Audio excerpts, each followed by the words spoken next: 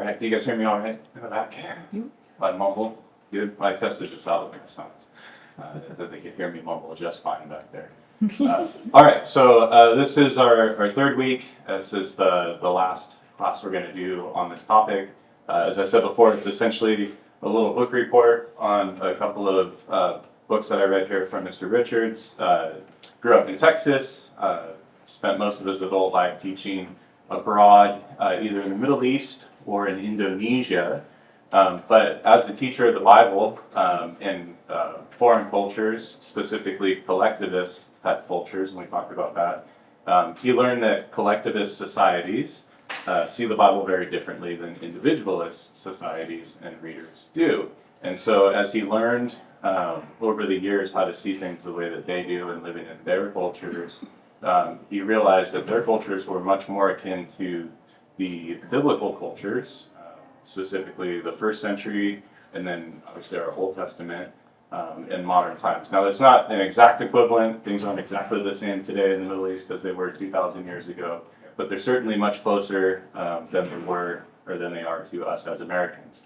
And so what he was learning is that so much of the biblical narrative has stories and things that the authors intend for us to pick up on, to even be shocked by, that we don't catch as individualists, because so much of what's going on in the social dynamics of the stories just goes without saying.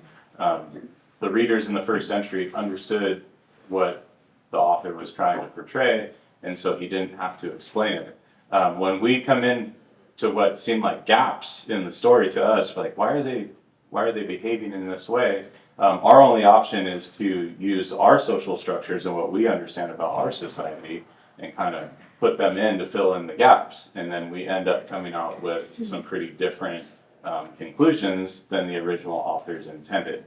And so what I loved about these couple of books is that it's not very often that I come away with so much practical knowledge. It literally helped me read the Bible better. It changed the way that I see the Bible. It actually, ultimately, hopefully by the end of today, I'll get to it, is it helped me understand us as a church, as a community, as a people of God, better right here and now. And as we've seen in the previous weeks, the first week we talked primarily about kinship, and then last week we talked about the patronage brokerage system that was present in those societies. Today we're going to talk about honor and shame, which is another collectivist, more Eastern concepts that we don't operate on here in the West. Actually, all of these things tend to have very negative connotations in the West as individualists, but they can be very positive in collectivist cultures.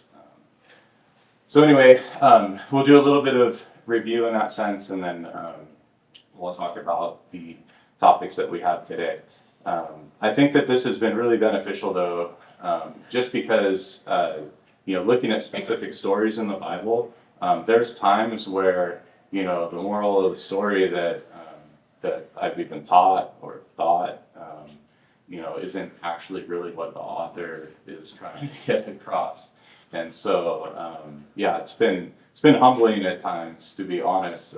It's, you read the Bible and teach a little bit, and you think you're pretty smart, and then you come across somebody who's much wiser and has more experience and more perspective, importantly, and then you see that, oh man, I've been missing so much of what is going on.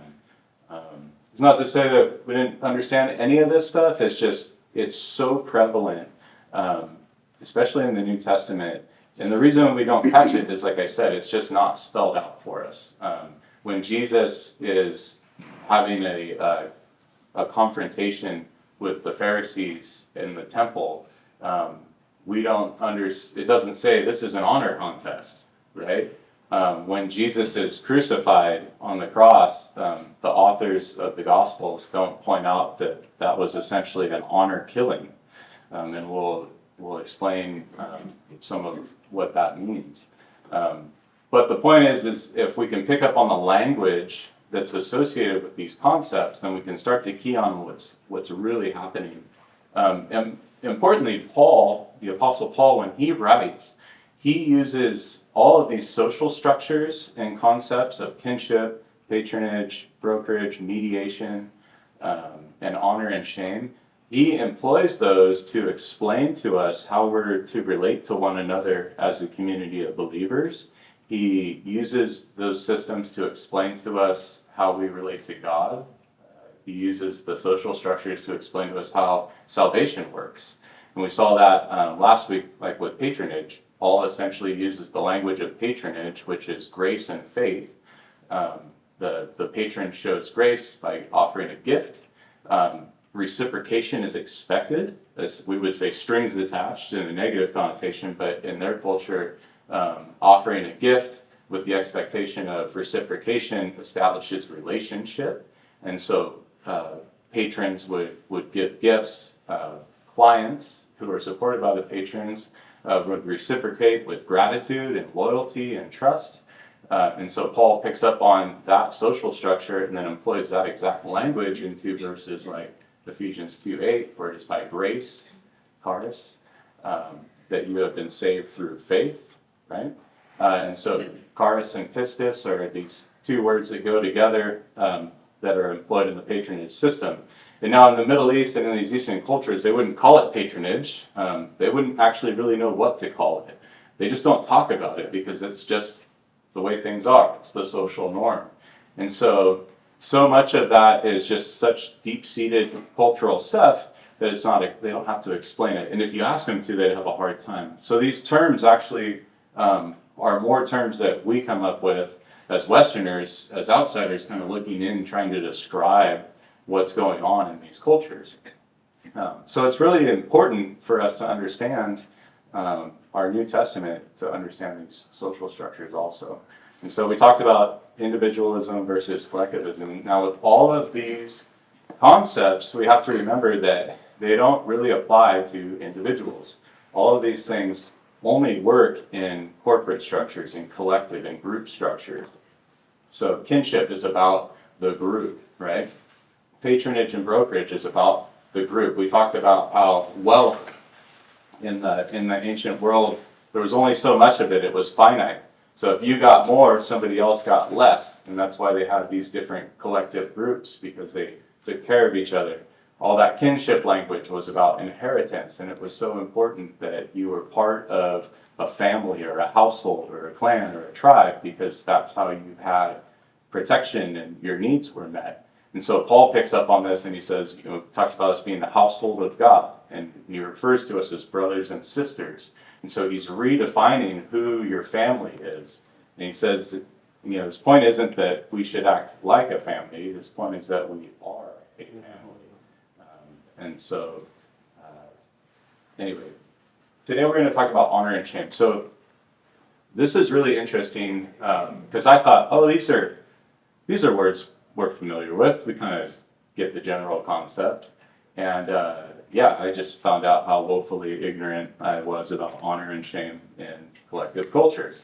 So I'll try to share it as efficiently with you as I can and give some examples of how it works. Honor is really one of those things that is hard to define, especially for people who live in cultures where honor is used. And we don't have a great vocabulary for this in the West. It's maybe it's respect would be a word that we use. When we use a word like honor, it seems a little archaic. I'm not exactly sure how it applies. If you ask people in collective cultures to define honor, they'll actually struggle. Is it a tool? Is it a thing? Is it more like when you gain honor, does it go in your bank account? You kind of, how does this work? And so what's important to remember is that it's collective, right? So imagine this within the context of a community, a circle of people.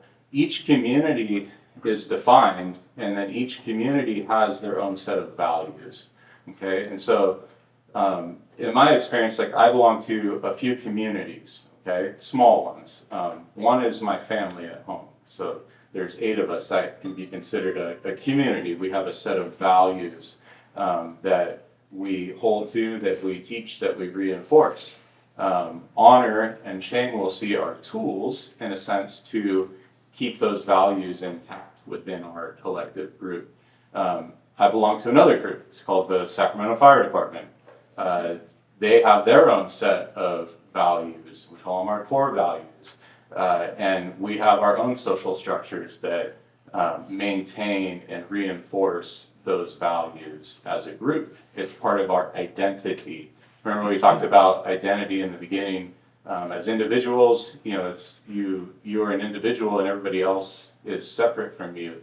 In collectivist society, your identity is the group. So the values of the group are your values. If you start to stray from those values, it's not just an individual matter, you're actually pulling the group towards the dangerous prospect of crossing a boundary. So if I could draw it to give a bit of a visual, I would draw a circle, and this would be the boundaries of the group, or the group. And inside there, at the center, we would say this is the core values of the group. Okay, and so everybody that's in this is considered we, right? And if you're outside of this, then you are they, right? And in order to keep your identity as a distinct group, you have to protect your values, okay? And so honor and shame are tools, I would say tools that are used to protect the group and keep those values intact. And so if somebody in the group starts getting close to what we would call that boundary, and maybe even crossing over that boundary, the group will employ shame, and we'll define that, to bring that person back to center. That's the purpose of it. The first one to talk about, though, is honor. And honor is something that if you uphold the values of the group, you have more honor. You're close to center. And so there's a couple of ways that that you have honor. There's what we would call ascribed honor, which is something that you don't do anything to earn it, right? This is like being born a prince, okay? You have the honor, and it's quite a high honor, of being a prince. And so the group looks at you and honors you because of your status. But you didn't necessarily do anything to earn that status, you were just born into the royal family, right? And then there's achievement, achieved honor. So in the biblical world, achieved honor could be through good deeds of some sort, often like military feats. Soldiers were honored for their service. Patrons, good patrons that were generous were honored in the society. And so you could gain honor in that way. We're going to look at some examples of biblical characters, okay? So ascribed honor. Let's take Paul as an example, okay? Paul gets brought before a crowd, an angry crowd. He's accused by the Jews in Jerusalem of bringing Gentiles into the temple. Remember this out of the book of Acts. And Paul, basically his honor, okay, if we can say that, is being put into question quite severely. And so particularly his actions, right? And so when Paul addresses the crowd, he says, "Brothers and fathers, I am a Jew, a Pharisee, a son of Pharisees." And so what type of honor is he bringing up in that situation? Is that ascribed, or is that his achieved honor? It's his ascribed honor, that's right.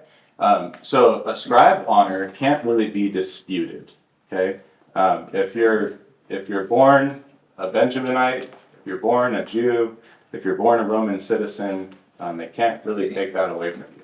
And so he's establishing his honor as a Jew, as a Pharisee, as a student of Gamaliel. And so he's showing them that he actually has quite a bit of ascribed honor. And so he's convincing them that they should listen to him, right?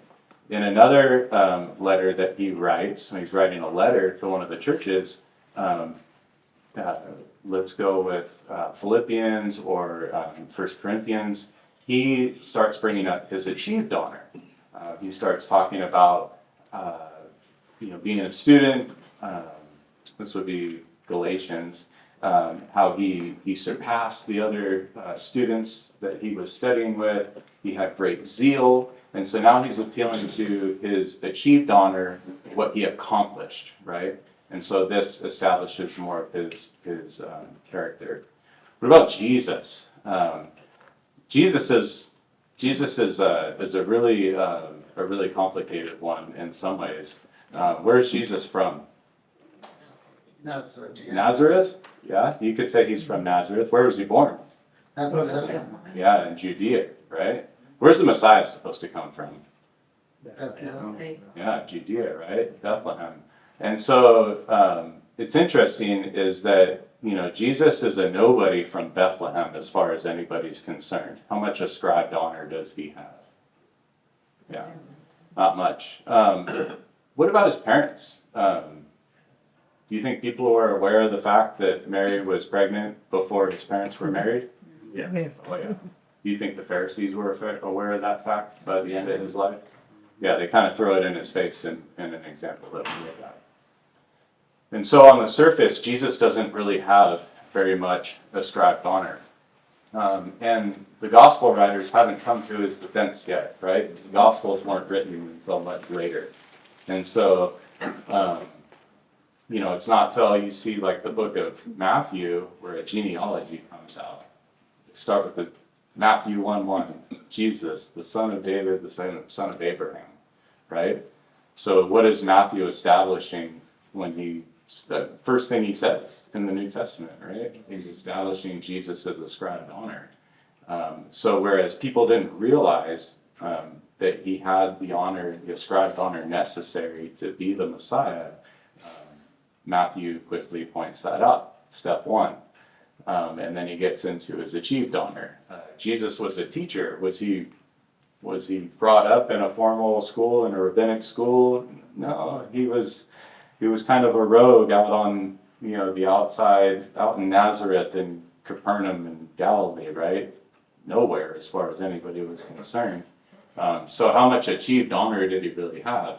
And so we see when he first steps into some public teaching, there's an instance where he's in the synagogue in his hometown, and he pulls out the scroll of Isaiah, right? And he starts teaching, and they're amazed, right? And so we'll see with honor, it really comes down to the court of public opinion, how much honor someone has.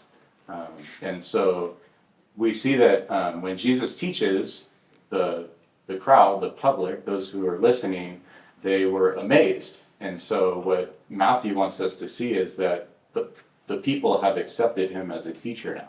Even though he didn't have the ascribed honor as a teacher, he's achieved the honor of being a teacher. And from that point forward in the book of Matthew, people refer to him as teacher or rabbi. Another thing that just goes without being said, but we see that now he has the honor of being called a teacher. So when Jesus shows up to the temple in Jerusalem, when he starts teaching, remember, he's not some individual, and this doesn't go unnoticed. That would be like, on a much smaller scale, and I'll say smaller scale, somebody tapping Mark on the shoulder on a Sunday morning and saying, excuse me, I got a few things I'd like to say. If you wouldn't mind just taking a seat down there, Pastor, I'd like to give the message this morning. We would all be looking around like, who is this person? Who gives you the right or the authority to step up here and teach us? The temple in Jerusalem is the highest stage of Judaism, and Jesus must seem pretty presumptive to just stroll in there and start teaching the people. And so this, as you can imagine, is fairly offensive to the Pharisees. And it leads to an honor contest, which we'll talk about.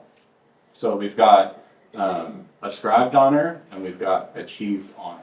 And so when you're reading in the New Testament, and even in the Old Testament, because absolutely applies in the Old Testament too. Honor is at stake in some of these stories. There is a story about a gentleman from Gilead, a son of Gilead, named Jephthah in the Old Testament. He is Gilead's firstborn, right? So remember, firstborn means the inheritor. It's his firstborn son, except his mother was a prostitute. Gilead eventually was married, had other sons, had legitimate heirs. And so they basically pushed Jephthah out and ostracized him, pushed him out of the household. So some bad characters come into town and are going to fight. And Gilead, the Gileadites, yeah, they need somebody to come to their rescue. And they turn to Jephthah because he has become quite a warrior. And so when he comes to the table to negotiate fighting for them, they don't really want to give him any ascribed honor. But he negotiates with them and he says, I'll only fight for you if you make me your leader, your commander. And so he's basically negotiating his honor in this story, right? And so he goes out and fights for them and they win, and then he earns or achieves and gets his honor back through valor, right? Another one, let's talk about David and Goliath. This is an interesting one. This whole story, as a kid and even as adults, we talk about David and Goliath, and we're like, yeah, you gotta take down those giants in your life. Don't be scared, right? And I used to think David, I still do, but I used to think David was so cool. He was so skilled. He was so brave. And it really just isn't the point of the story, right? God is the point of the story. The difference between David and Saul is that David's confidence was in God to protect him, to take this giant down, right? When we see Saul being anointed as king of Israel, he had some achievement. He was good looking. He was tall. When the Israelites said, they asked for a king, they said, we need somebody to lead us, to be like the other nations, to go out and fight our battles for us. Specifically, they say that in 1 Samuel. And that's a line that comes back, and it's important in the story of David and Goliath. Because who should be going out to fight Goliath? Who should be going out to fight Israel's battles for them, especially in a one-on-one contest? Saul. Yeah, Goliath was a giant. But remember, Saul was the tallest of all the Israelites. He was big too, right?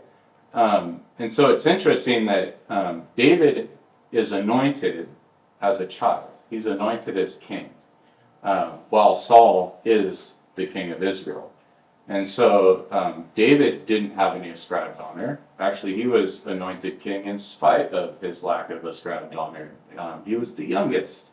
He wasn't tall. He wasn't anything. He was just out watching sheep, right? In fact, when Samuel comes to anoint one of Jesse's sons, they don't even think he's important enough to be in the lineup, right? He goes through all of them and he's like, nope. There's none. Don't you have anyone else? Well, yeah, we do have another one. Like, how do you forget about your youngest son, right? He's so unimportant. And so here's David, right? Acting like the king of Israel. He's acting like the king of Israel because he steps forward to fight Israel's battle by relying on God. And the reason that story is included isn't for the reasons I pulled out of the story growing up with that. It's validating David not only as the anointed, ascribed king of Israel, but his achieved honor in facing the giant and acting like the king of Israel. It's interesting that Saul would try to give David his armor. Why would he do that? Anybody? Honor. We're talking about honor, right? So who's going to get honor? It's interesting. I know. So say David goes out there and wears Saul's honor and wins. Do you think people don't realize that that's not the king? I mean, there's some guy in the king's armor. Maybe Saul's trying to get people to think maybe he's out there. Or maybe if David just gets killed, like that, Saul can say, see, I wouldn't have even been able to stand a chance, even with the best armor. I don't know all the dynamics of that, but we'll just say that David gains honor in that scenario, and Saul certainly is trying not to lose any, but from the writer of First Kings perspective, he definitely loses some honor in that exchange, and you would expect the readers to see that as well. Saul is on the decline, David's on the rise. All right, let's talk about honor contests, because these get really interesting. So in order to have an honor contest, there needs to be some sort of a conflict, and you need to have shared values, okay? So if we have two groups of people, say two different collective groups, let's say Gentiles, Romans, and Jews, okay? They don't necessarily share values in a lot of ways.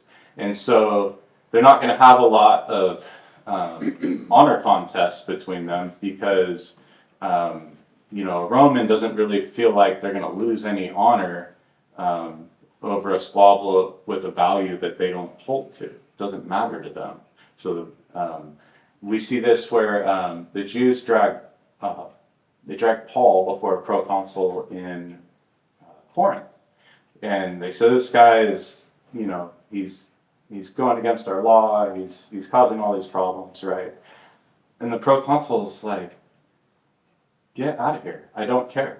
Like, if you would have brought something like a misdemeanor or something against Rome, I would care. But this is just about your little Jewish squabbles, and I have no part in it. And then they beat this guy, the guy that was probably leading the case, in front of them, and he doesn't do anything about it. It just doesn't matter to him. They don't share values in that way. And so you have to have an issue where a value is shared. The other thing too is like a peasant can't challenge the honor of a king. There's too large of a gap between their honor. Somebody who has no honor can't challenge somebody with a high amount of honor. So like if a Pharisee was in the marketplace and, a blind beggar, called him out on something and challenged his honor, it would be perfectly acceptable for the Pharisee to ignore the challenge because there's such a gap between them honor-wise. However, when Jesus shows up at the temple and starts teaching, there is a very real honor contest that takes place. And so we have the challenger, Jesus, showing up at the temple. We have those who are challenged that need to respond. That would be the scribes and Pharisees and Sadducees. And then you have the court of opinion, which is the public, right?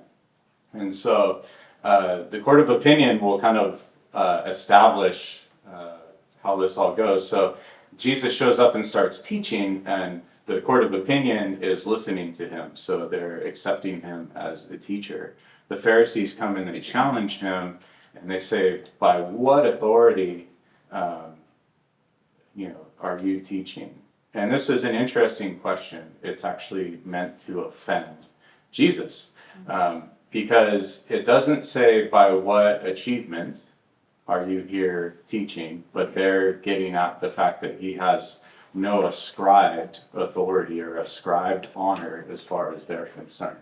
And so when they say by what authority, they're asking a question they know the answer to, or they think they know the answer to, and the answer is no. You don't have any authority to be here. So they're not even really asking a question. It's more of a statement, and it's intended to offend. And so Jesus responds by asking, let me ask you a question. And normally this wouldn't be acceptable in an honor contest. However, because the challenge was met with such offense by the Pharisees, the crowd looks back at the Pharisees and expects them to answer the question. And so Jesus asked, John the Baptist, was he from God or was he from man, right? And so the question is turned to them, and the Pharisees get stumped, right? They are stuck. They can't answer because if they say he's from God, right, then they have to acknowledge that Jesus also comes from God, and they don't want to do that. And so if they say that he didn't come from God, then they're also stuck because everybody knows he came from God. The public court of opinion is already weighed in. And remember, we're not talking about individuals, we're talking about a collective society. These people are all part of the same group. Jesus is part of the same group as the Pharisees and vice versa. And so when the Pharisees can't make a decision about John, then Jesus essentially, the court of opinion confirms that, well, if these people who are supposed to give their teaching, with no other influence other than the law of God, can't give an opinion about this, then how can they weigh in and give judgment on whether or not Jesus can teach, right? And so he basically invalidates them. And so what happens? The crowd is amazed and the Pharisees are shut. And so Jesus is winning this honor contest right now, and the Pharisees are losing honor, right? They're not being shamed, that's not the opposite of honor, but they're being dishonored. They're losing it, right? So the slice of the honor pie, more is going over to Jesus, and his slice is getting bigger, theirs is getting smaller. And so then they ask him a question that is 100% intended to be a trap, about taxes. Should we pay taxes to Caesar, right? And so we have this issue of, well, if Jesus says we should pay taxes, then the Jews are going to be really upset with him. If he says that the Jews shouldn't pay taxes, then the Romans are going to be very upset with him. So they put him in a corner thinking, all right, we'll trap him with this one. And so what does he do? He says, show me a denarius. Okay, so what happens? One of the Pharisees pulls a denarius out of his pocket. Let me ask you a question. Why were there money changers at the temple? Why did they exchange money at the temple? Does anybody know the answer to that? This was a fascinating bit. So Roman coins have whose inscription on it? Caesar. Yeah, and it referred to him as Lord and Savior on the coins. Those coins weren't allowed in the temple. That's why you had to exchange your Roman coins for Hebrew coins in order to give at the temple. There were no Roman coins in the treasure box in the Jewish temple. So the fact that this Pharisee has possession of a Roman coin on the temple grounds already shows his hypocrisy. They were anti-taxpayers, right? They didn't want to pay taxes to Rome. That's the side they were on. But they liked the roads, the protection, the peace, the government. They loved the benefits of Rome, but they didn't want to pay for it. They didn't want to pay their taxes, and so they put Jesus on the spot. But when this guy pulls out the denarius in the temple, and he's a teacher of Israel, a leader, he's showing his hypocrisy. The rest of that discussion about give to Caesar what's Caesar's and God what's God's, that's just a cherry on top. The honor contest was won as soon as he produced the coin. It's really interesting. So where does this leave Jesus and the Pharisees? They're really at odds, right? So how do the Pharisees get their honor back? The only way to get their honor back, and this would include the Sadducees, Jesus is actually pretty gentle with the Pharisees compared to the Sadducees, right? The Sadducees come and ask him a question and try to trap him in an honor contest with the question about levirate marriage, right? We talked about the woman and the 7 husbands and the resurrection, right? And he says, he's so dismissive of them. He doesn't even really acknowledge, he says, you don't know the scriptures, you don't know anything, you're ignorant. That's basically his judgment on them. We'll see that when Jesus deals with Pharisees, he actually uses shame, and we've got about 15 minutes where we talk about shame a little bit, and then we'll come back to the crucifixion, okay?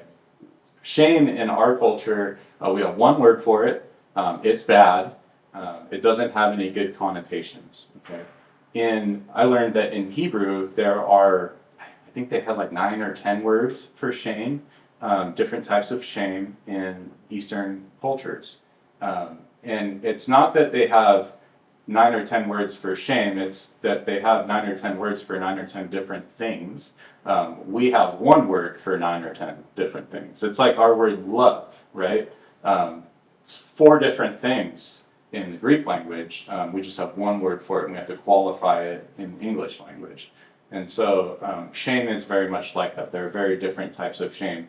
There's shame done wrong, which is what we think of, which is very condemning, and it puts a barrier, right? So we're using this this picture here.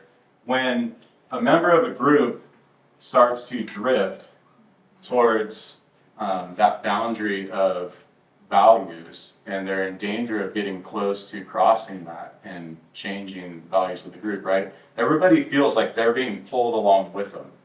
And that's part of being a collective. It's not that you're going off into sin, it's that you're pulling us off into sin. It's not that you're going to have a bad reputation, but you're going to affect the reputation of the entire group. You're going to affect the honor of the entire group, if we can use that word.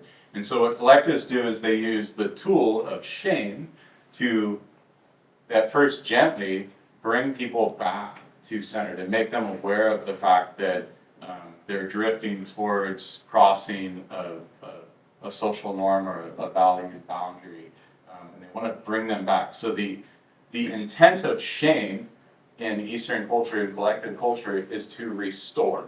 That's the goal. It's not to condemn and ostracize and excommunicate and push somebody outside of the circle. It's always intended to bring them back inside. Now, is it always done perfectly? No, but that is the intent of it. So if we look at like Matthew 18, when we talk about church discipline, right? We're talking about restoring individuals. They're trying to do it by using shame in its positive way, with the least amount of shame as possible to bring somebody back to center, right? So you go to somebody who's in sin as an individual first, quietly, not publicly, because you're part of the group, right? And if they repent and they come back in, nobody else needs to really know about it. They're restored. You won your brother or sister.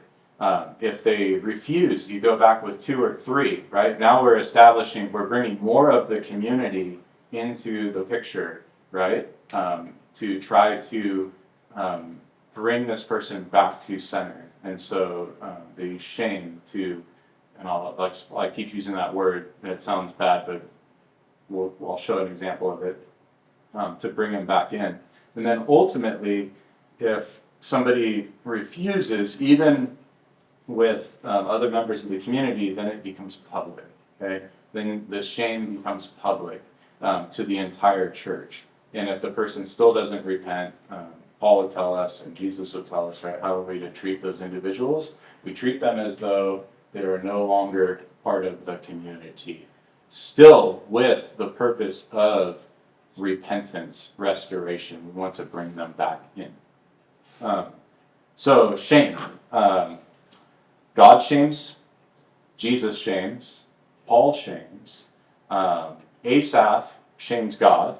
This sounds shocking, right? Because we think of shame, we think that's never appropriate to shame somebody.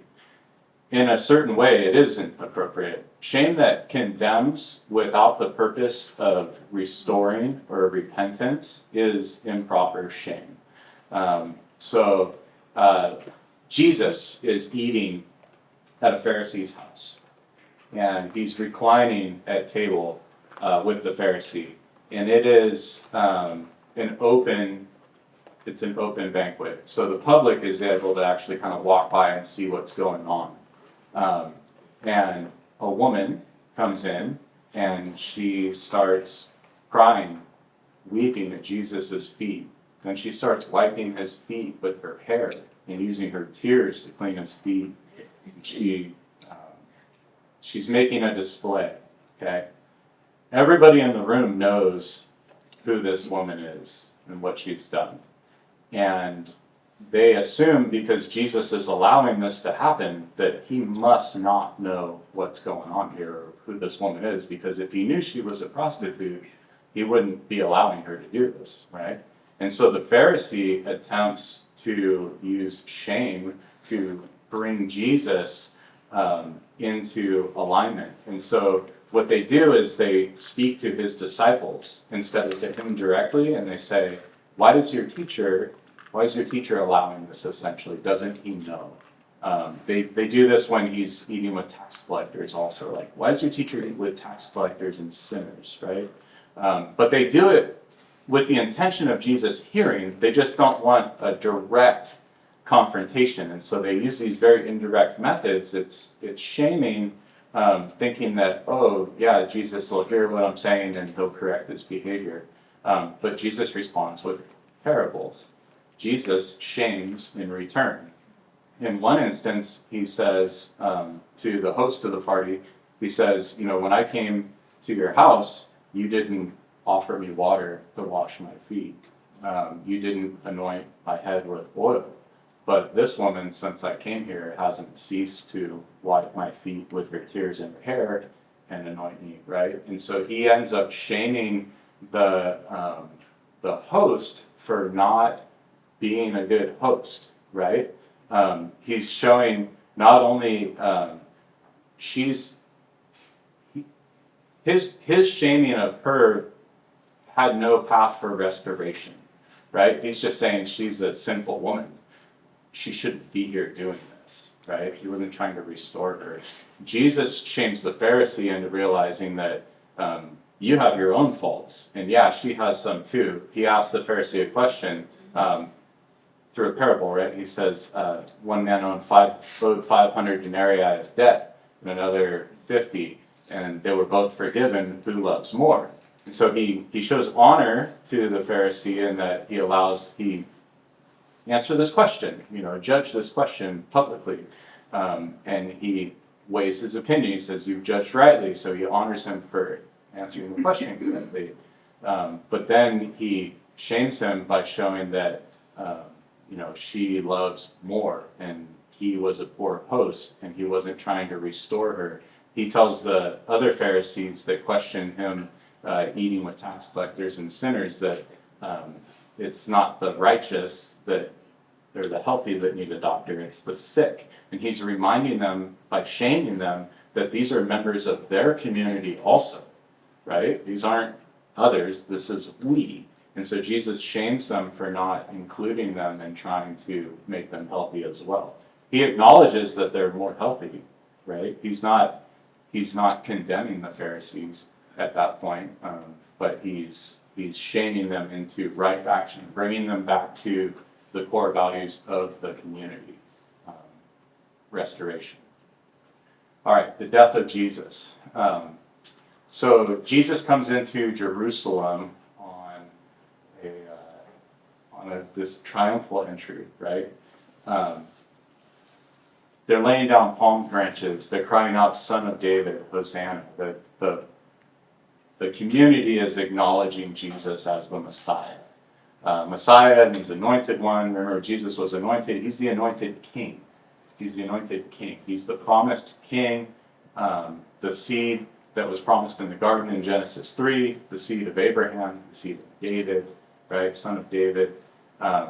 Christ means anointed one or king. So when we think of Jesus' name, we think of him as the king. The gospel is about the king and his kingdom. And so the people see Jesus coming into Jerusalem, riding on the donkey, fulfilling the prophecy in Zechariah, and they're crying out. And so they are ascribing honor of him being the Messiah, right? The Pharisees go directly to him and say, "Teacher," right? He's got that honor now. "Rebuke your disciples for calling you," right? And he says, if I tell them to be quiet, these stones will cry out. And if you've ever been to Israel, there's a lot of rocks laying around in Israel. It's amazing. And so he's saying no, like he doubles down and says, I am the Messiah. It's very clear. So what happens in the next week?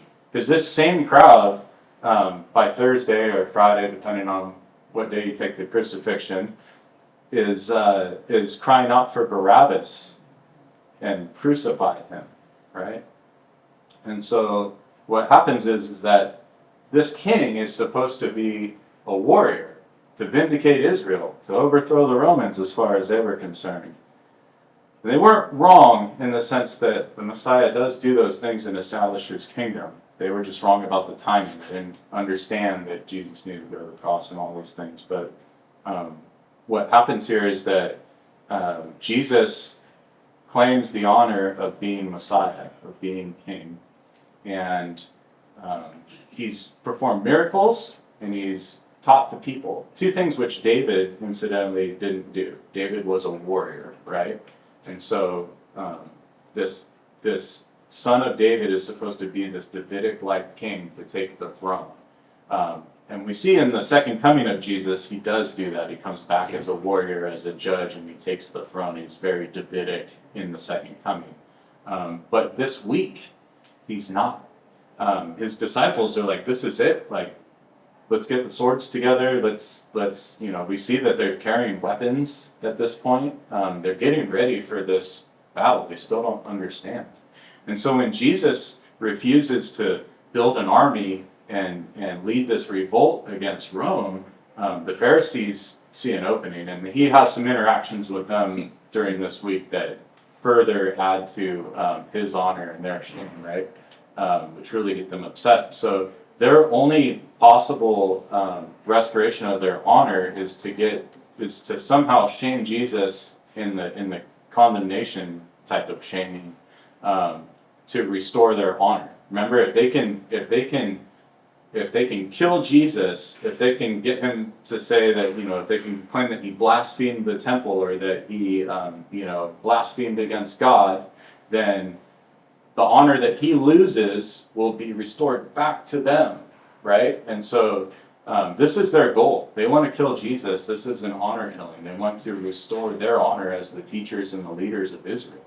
And so since Jesus won't, believe me, they're sitting back wondering if he's going to lead a revolt just as much as anybody else. And when he doesn't, we see in his trial what comes up. They accuse him of blaspheming the temple, right? Because he says, this man said he would tear the temple down and build it back up in 3 days, right? And so we see they attack specific things to label him a blasphemer. Barabbas, incidentally, did try to lead an insurrection. And so part of that exchange is, kind of throw it in Jesus' face that you're not the Davidic king. This guy's more of a warrior and a leader than you are. Let's have him instead. And so when we see Jesus on the cross, stripped naked, beaten, and dying, that death was intended to shame publicly, to condemn publicly, outside the city walls. This is what Rome did to the leaders of any territory, but especially in Israel, that threatened Rome.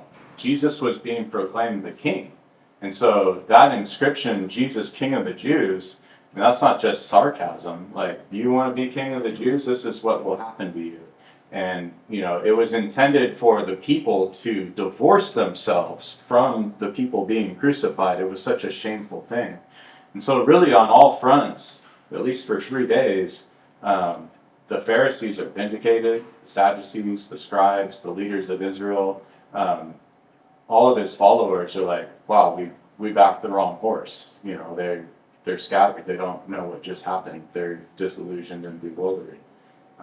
And so it's this huge reversal. But if we understand what's going on with honor and shame in the background, with all these things that go without being said, all of this makes so much more sense. And when we see it as the collective nature of the group weighing in on all of this, not just individuals here and there, everybody's got something at stake. This is Israel. This is we.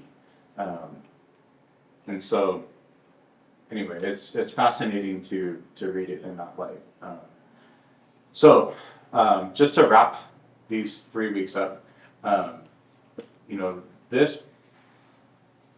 the church, us, here and now, who we are as a group, we're constantly being addressed as though we are a collective group by the writers of the Bible. Our instructions that are given to us as a church are given in the context of a collective society. And so for us to really operate properly as a church, as a group, it's tough, but we have to behave more collectively. And it's kind of a learned thing. And this goes back to the very first week of, the idea that your purpose as part of the group is to maintain the harmony of the group.